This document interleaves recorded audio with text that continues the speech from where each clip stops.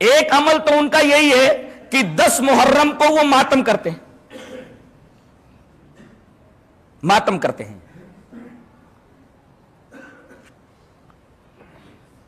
ماتم کب سے شروع ہوا؟ 291 سال کے بعد۔ کس کے 291 سال کے بعد؟ میدان کربلا میں حضرت حسین کے شہید ہو جانے کے 291 سال بعد معز الدولہ دیلمی نے 352 ہجری کے اندر ماتم حسین کو ایجاد کیا کہ حسین کے نام پہ ماتم کیا جائے، اور اس ماتم کا دن اس نے محرم کی 10ویں تاریخ متعین کی۔ ظاہر ہے کہ کربلا کے واقعے کے 291 سال کے بعد سن 352 ہجری کے اندر معز الدولہ دیلمی جب ماتم حسین کو ایجاد کرتا ہے، اس کا مطلب یہ ہوا کہ اس سے پہلے یہ چیز نہیں تھی اور اس کو یہ دین شمار کرتے ہیں۔ ظاہر ہے کہ یہ بدعت ہوئی اور اس حدیث کے بالکل خلاف۔ وان عائشہ رضی اللہ تعالی عنہ قالت قال رسول اللہ صلی اللہ علیہ وسلم من احدث فی امرنا هذا ما ليس منه فهو رد، رواہ مسلم فی کتاب الاقضیہ۔ جہاں فیصلوں کا بیان ہے امام مسلم، وہاں اس حدیث پاک کو لائے راویہ حضرت عائشہ رضی اللہ تعالی عنہ ہے۔ حضرت عائشہ رضی اللہ تعالی عنہ فرماتی ہے کہ رسول اللہ صلی اللہ علیہ وسلم نے ارشاد فرمایا کہ جو شخص ہمارے اس معاملے میں یعنی دین کے معاملے میں کوئی نئی چیز ایجاد کرے تو وہ چیز مردود ہے اور ایسا آدمی بھی مردود ہے۔ یہ روایت امام مسلم کتاب الاقضیہ میں ہے۔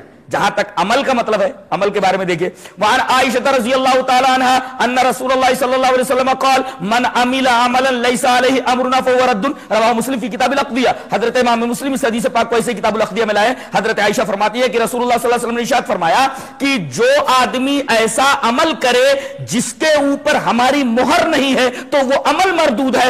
ظاہر ہے کہ یہ نبی کے زمانے کے بہت بعد ایجاد ہوا اور اس کو یہ لوگ عبادت کہتے ہیں، دین سمجھتے ہیں۔ ظاہر ہے کہ یہ دین میں ایک نئی چیز ہے جو نبی کے زمانے میں نہیں تھی، صحابہ کے زمانے میں نہیں، بدعت ہوئی اور اس بدعت کو یہ عبادت کہتے ہیں۔ یہاں تک کہ 10ویں محرم کے ماتم کو تمام عبادتوں سے افضل سمجھا جاتا ہے۔ میں نے ایک صاحب کو یہ کہتے سنا کہ 2 بھائی تھے، ایک سنی تھا دوسرا بھی سنی تھا مگر شیعیت کی طرف مائل تھا، تو محرم کے دن علم لے کر کے دونوں جا رہے تھے۔ دونوں نے علم کو سنبھال رکھا تھا، پکڑ رکھا تھا، اس لیے کہ علم ذرا بھاری تھا تو دونوں بھائیوں کو سنبھال کر کے لے جانا پڑ رہا تھا۔ اچانک عصر کی اذان ہو گئی تو وہ بھائی جو سنی تھا اس نے کہا کہ تو علم کو پکڑے رہے، میں ذرا نماز پڑھ کر کے آتا ہوں۔ وہ کہتا ہے کہ ارے اس کو چھوڑ کر کے تو نماز پڑھنے جائے گا؟ اتنی بڑی عبادت کو چھوڑ کر کے تو نماز پڑھنے جائے گا؟ اللہ، اس کا مطلب یہ ہوا کہ یہ علم اٹھانا یہ نماز پڑھنے سے بھی اعلیٰ اور افضل کام ہے۔